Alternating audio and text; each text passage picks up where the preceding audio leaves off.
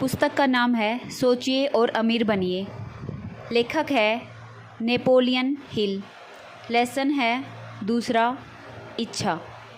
इंसान का मस्तिष्क जो सोच सकता है और जिसमें यकीन कर सकता है उसे वह हासिल कर सकता है। इच्छा सभी उपलब्धियों का शुरुआती बिंदु, अमीरी की दिशा में पहला कदम। जब Edwin C Bones Orange New Jersey में 50 साल पहले मालगाड़ी से उतरे तो वह किसी फुटपाथी की तरह दिख रहे थे, परंतु उनके विचार शहंशाहों जैसे थे। जब वे रेलवे स्टेशन से थॉमस ए एडिसन के ऑफिस की तरफ जा रहे थे तो उनका दिमाग अपना काम कर रहा था। उन्होंने खुद को एडिसन के सामने खड़े देखा। उन्होंने यह कल्पना की कि वे एडिसन के सामने अपने जीवन की इकलौती प्रबल इच्छा को व्यक्त कर रहे हैं, उस महान आविष्कारक का बिजनेस पार्टनर बनने की प्रबल इच्छा। बार्न्स की इच्छा सिर्फ आशा नहीं थी, यह सिर्फ कामना नहीं थी, यह एक तीव्र प्रबल इच्छा थी जो सबसे ऊपर थी, हर चीज़ के पार जाती थी। उनकी इच्छा एकनिष्ठ थी, उनका एक निश्चित लक्ष्य था। कुछ साल बाद एडिसन सी बार्न्स एक बार फिर एडिसन के सामने खड़े थे, उसी ऑफिस में जहां वे एडिसन से पहली बार मिले थे। इस बार उनकी प्रबल इच्छा हकीकत में बदल चुकी थी। वे एडिसन के साथ मिलकर बिजनेस कर रहे थे। उनके जीवन का सबसे बड़ा और प्रबल सपना सच हो चुका था। बार्न्स इसलिए सफल हुआ क्योंकि उन्होंने एक निश्चित लक्ष्य चुना और उन्होंने उस लक्ष्य को हासिल करने में अपनी सारी ऊर्जा, इच्छा शक्ति, प्रयास, हर चीज़ झोंक दी। वह आदमी जिसने पुल जला दिए, जिस अवसर का वे इंतजार कर रहे थे, उसे आने में 5 साल लग गए। बार्न्स के सिवाय हर आदमी को यह लगता था कि वे एडिसन के बिजनेस में एक छोटी सी कील की तरह थे, परंतु अपने मन में वे हर पल खुद को एडिसन का पार्टनर ही समझते थे। उसी दिन से जब उन्होंने वहाँ पहली बार काम करना शुरू किया, एकनिष्ठ इच्छा की शक्ति का उल्लेखनीय उदाहरण है। बार्न्स को अपना लक्ष्य हासिल करने में इसलिए सफलता मिली क्योंकि वे किसी भी चीज़ से अधिक प्रबलता से एडिसन का बिजनेस पार्टनर बनना चाहते थे। उन्होंने उस लक्ष्य को प्राप्त करने की योजना बनाई और उन्होंने अपने पीछे के सारे पुल जला दिए। वे अपनी प्रबल इच्छा के साथ तब तक पूरे हौसले से डटे रहे जब तक कि उनकी ज़िंदगी की सबसे बड़ी धुन आखिरकार हकीकत में नहीं बदल गई।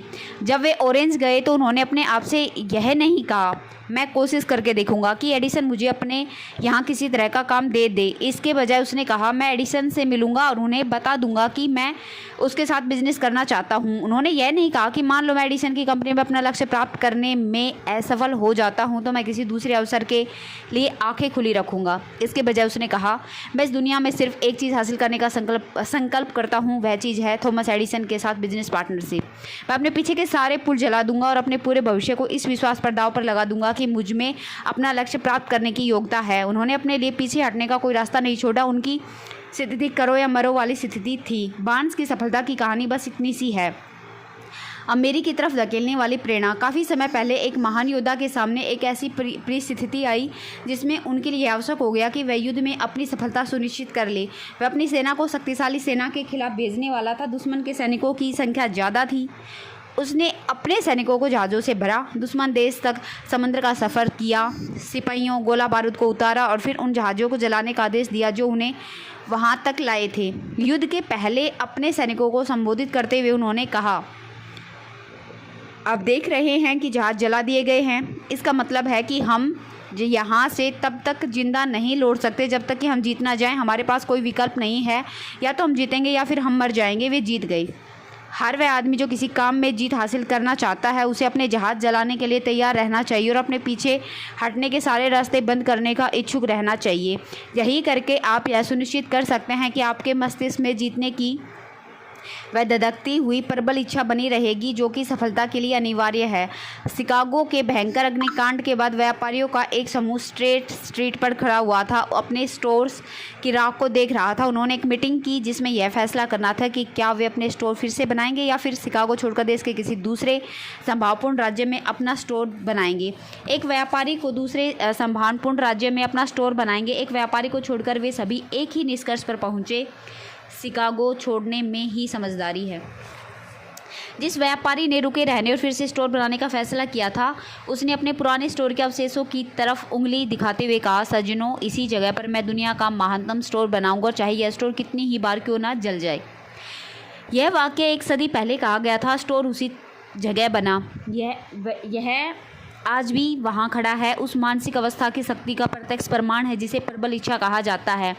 मार्शल फील्ड के लिए आसान रास्ता यह होता है कि वे अपने साथी व्यापारियों की तरह मैदान छोड़कर यानी शहर छोड़कर चले गए होते। जब रास्ता कठिन था और भविष्य अंधकार में नजर आ रहा था तो बाकी लोगों ने अपना रास्ता बदल लिया और वे अपने उस तरफ चले गए जहां रास्ता दिख रहा था। मार्शल फील्ड उनके साथी व्यापारियों के बीच के इस अंतर को अच्छी तरह समझ लें, क्योंकि यही वह अंतर है जो सभी सफल लोगों और असफल लोगों के बीच में होता है।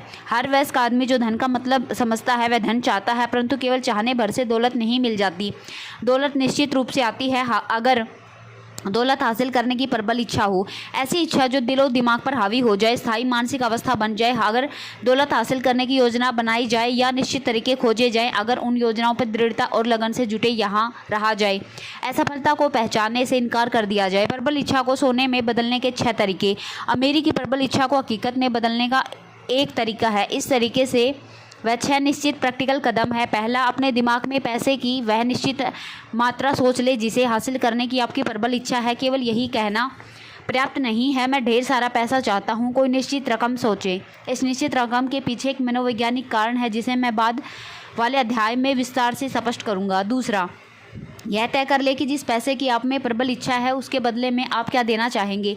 सच तो यह है कि इस दुनिया में मुफ्त में कोई चीज़ हासिल नहीं होती। तीसरा, एक निश्चित तारीख तय कर ले जब तक आप अपनी इच्छित धनराशि प्राप्त कर लेंगे। चौथा, एक निश्चित योजना बना ले कि आप किस तरह अपनी प्रबल इच्छा को सच बनाएंगे।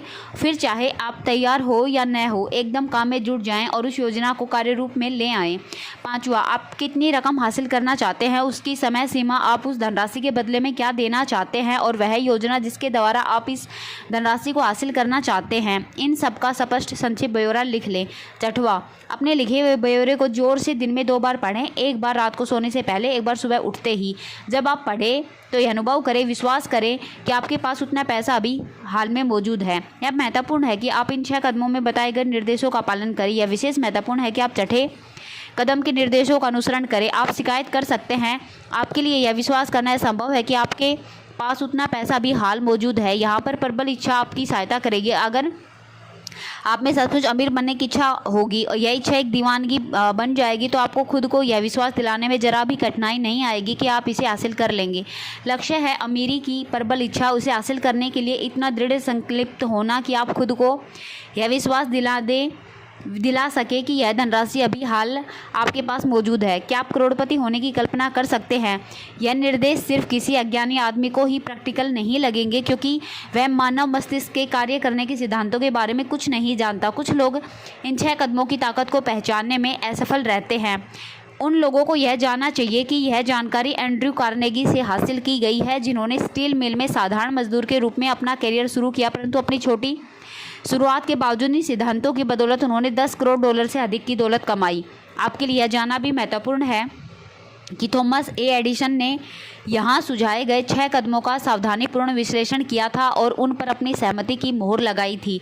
उनका तो यहाँ तक कहना था कि यह सिद्धांत न सिर्फ दौलत कमाने के लिए अनिवार्य है बल्कि किसी भी लक्ष्य को हासिल करने के लिए अनिवार्य है। इन सिद्धांतों में किसी कठिन मेहनत की जरूरत नहीं होती। यह आपसे कोई बलिदान नहीं मांगते।